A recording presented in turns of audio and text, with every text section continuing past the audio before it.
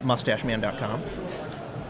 So what we have with Brian's deck, so how is it different than the decks we've been seeing so far? He's playing an extra Snapcaster Mage. Instead of the main deck Supreme Verdict, he is playing a Devil's Play. Yep, one Devil's Play. Outside of that, it is, I think he's on an extra land too.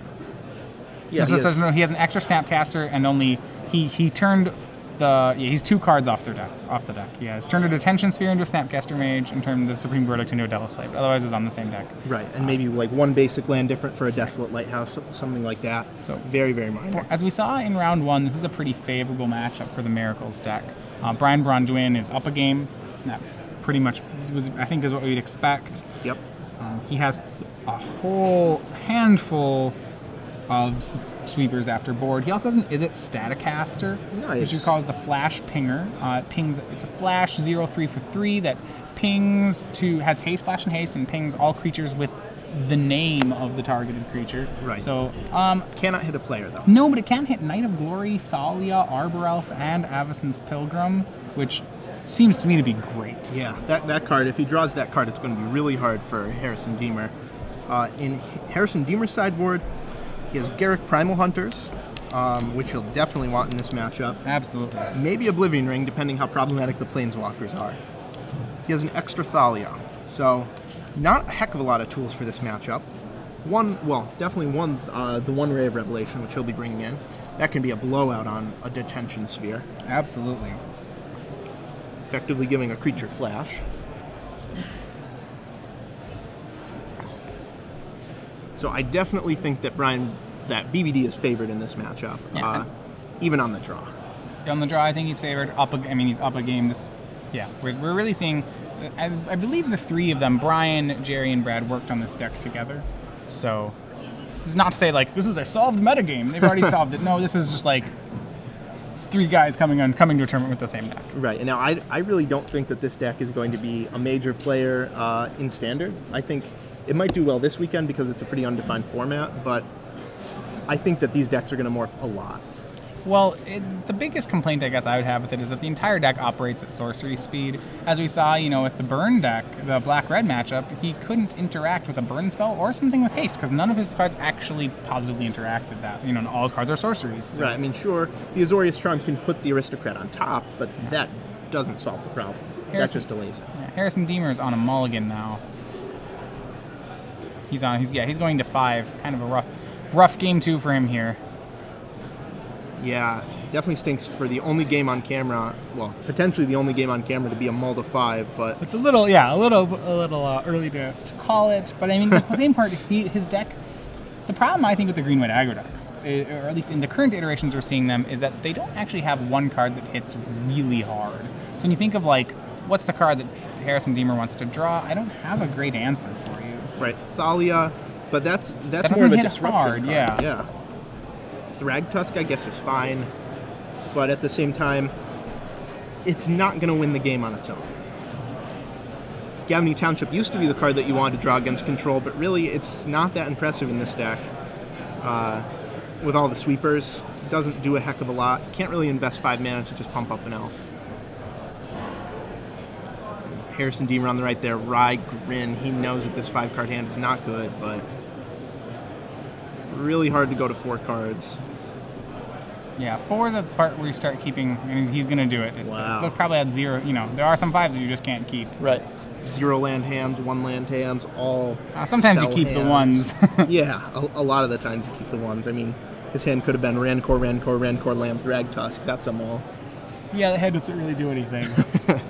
But you could have a very big Thragtusk. So BBD looks pretty happy on the left there. Knows it's not over though. This green-white deck is capable of some really good draws. Turn 2 Smiter into something like a Rancor. That's a 6-power creature on turn 3. Right, there are those plays. The problem is there's no way that Brian's hand can't deal with that. I don't know what is if I'm Brian, as long as his hand has 4 lands in it, this seems like it's over. Land screw is the best way I would see Harrison winning this game. Right. 1, 2, 3, 4. He's good. All right. Well, on 4 cards, he's got a Pilgrim.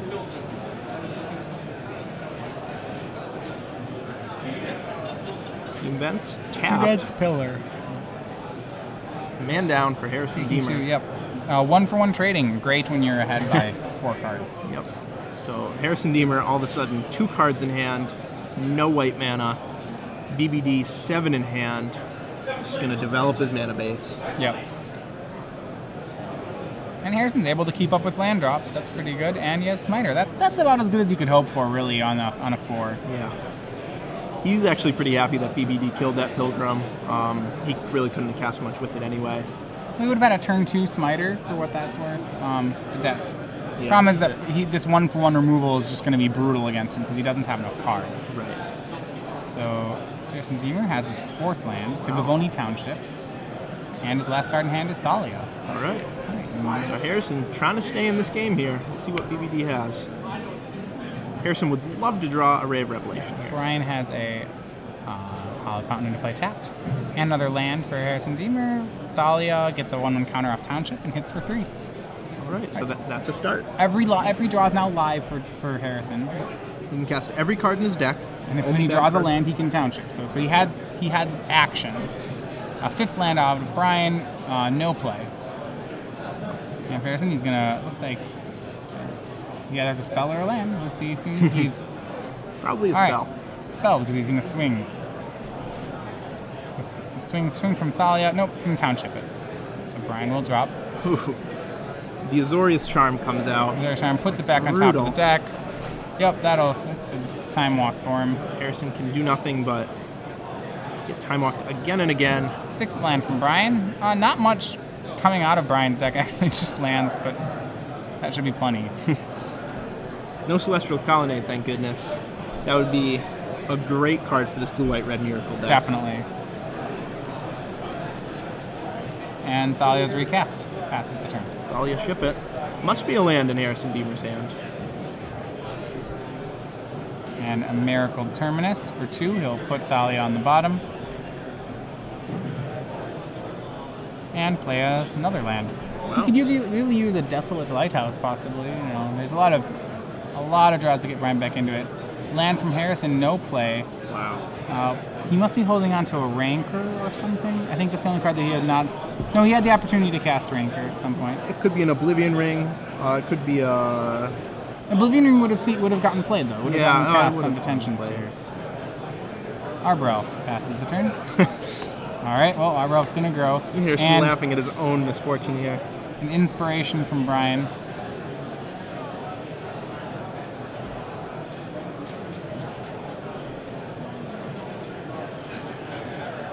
Arbor Elf with a 15-turn clock. Right. No. It's gonna get Townshipped. That's true.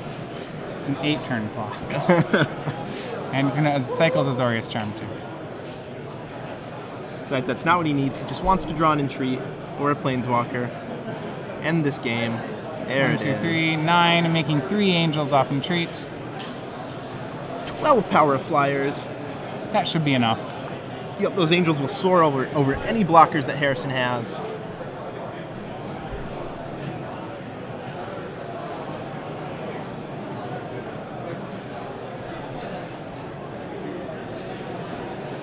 Harrison, nothing but lands here. He's drawn something like 4 spells, 7 land. It's really compounding his problems. Yeah.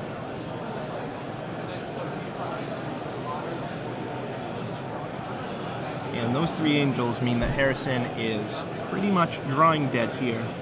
And he swings Harrison down to 8. Mana. He's going to cast Tameo. Wow. Probably draw 3. I don't. It doesn't really matter. Tapping down Arbro. And Tameo and Jace. All right, sure. Just all the stops. Wow. So Harrison, and he'll activate town. No, he's flashing in Restoration Angel to get that Arbor Elf back. That doesn't matter. No, it looks. Get that get it untap the Arbor Elf. No, it looks like he won't even blink a counter off of. Oh no, this doesn't. Yeah. Doesn't really matter here. No. Harrison Deemer has no live draws.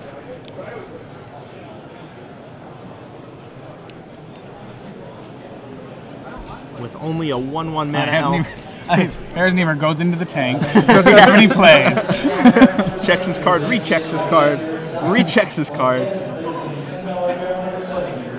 The power of even the mustache cannot save you, Harrison. It's time to pack it in. And then he casts Planar Cleansing. Oh no! That'd be really good. The detention sphere would go. He'd get a guy back. Okay. Yeah. Gonna swing in. Swing in. Does he? At Tamio. Are you attacking Tamio, Jace, or me? Drag Tusk. Okay, that's the one draw that actually lets him stay alive. Up to 13. Sure. This Planar Cleansing he's about to draw is getting better and better. Sure, three angels. I don't need to swing all three of them. I don't. Probably also Pillar Flame your face. Okay, get you. That'll do it. Braun Duin defeats Harrison Deemer 2-0. Seeing me on camera, kind of an anticlimax. Yeah, it was. But at the same time, really, really tough matchup for Harrison Deemer anyway. And it seems like that's kind of the case with almost all the matches we've watched, with the possible exception of the Adam Prozac match. All of the matches have been really heavily favored for one player. Kind of a